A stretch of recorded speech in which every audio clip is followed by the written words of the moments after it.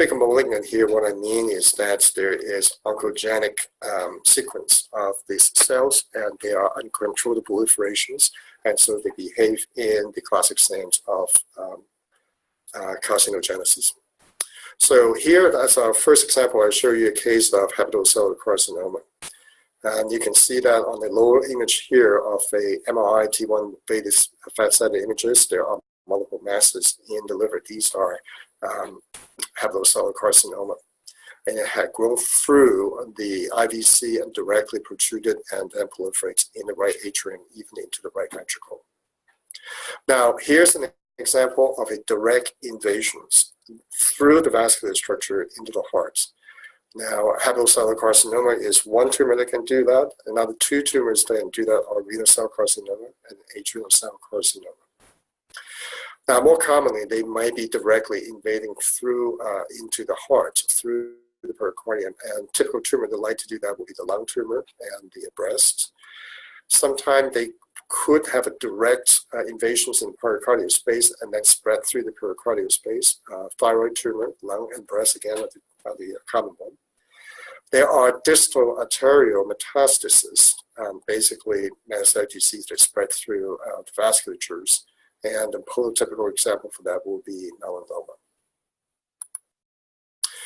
Here for you as an example is breast metastasis. This patient had a very large collections of pericardial fluids as well as pleural fluids, lots of collapsed lung. Once we give contrast, though, we can see that the nice outlines of the outer surface of the myocardium is now gone. You can see multiple masses that are outlined by enhancement sitting inside the pericardium, right about here. This is collapsed lung. So these are breast metastasis into the pericardial space. Here's an example of the most common malignant primary tumor of the heart in adults, angiosarcoma. Now, angiosarcoma had the predilections of going toward the right side heart, somehow involved the right side heart. The most common place where it starts will be the right atrium toward the IVC side. It can grow out of the right ventricle into the pericardial space. And in this case, it actually have a very bizarre appearance because this entire isointense region, in fact, envelops the right coronary artery. The right coronary artery is enveloped by, but by no means occluded. So you can still see there's a tiny little hole of flow void coming from the right coronary artery flow. Here is a CT picture of the same patients. Again, you can see the mass, slightly heterogeneous enhancement, but what's important here is that you can see there is a blowout metastatic lesions in the rib. So this is clearly an aggressive tumor. Finally, down here you can see that there is a contrast enhancement of this structure. In fact, it abnormally enhances all the adjacent structures in the right atrium and the right ventricle as well, demonstrating infiltration of tumor into these structures. Angiosarcoma typically present at age 20 to 50, so it's younger populations. It's predominantly man, 2 or 3 times more common. As I said, it involves the right atrium, especially the right atrium IVC junctions go into the pericardium, right ventricle. It's much less common on the left side. And unfortunately, prognosis typically is quite poor, whatever the therapy you choose.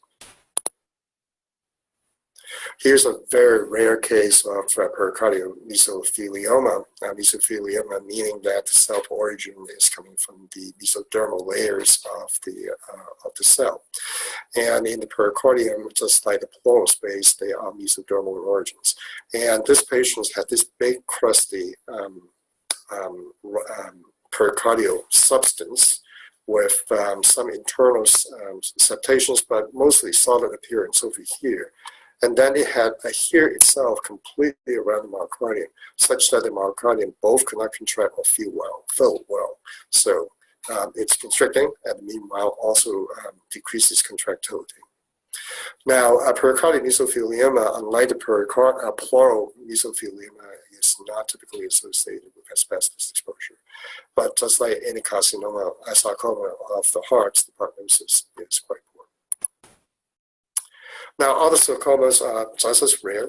We mentioned about rhabdomyosarcoma can be seen in pediatric populations. Fibrosarcoma does occur. Osteosarcoma is one cancer that can produce very, very diffuse labular distributions of calcium, and CT typically can see this calcium extremely well. And then finally, undifferentiated orthomorphic sarcoma, and all of them generally have poor prognosis.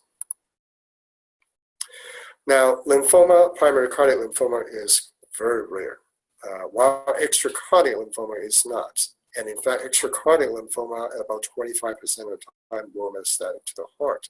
So if you somehow got tissues in the heart that shows, let's say, B-cell lymphoma, then you probably should do a very thorough search for any primary sites of the lymphoma itself, because it's much more common that way than have a lymphoma developed in the heart all by itself. When it does, it is an aggressive B-cell type lymphoma, and is typically seen in immunocompromised patients, especially those with HIV infections.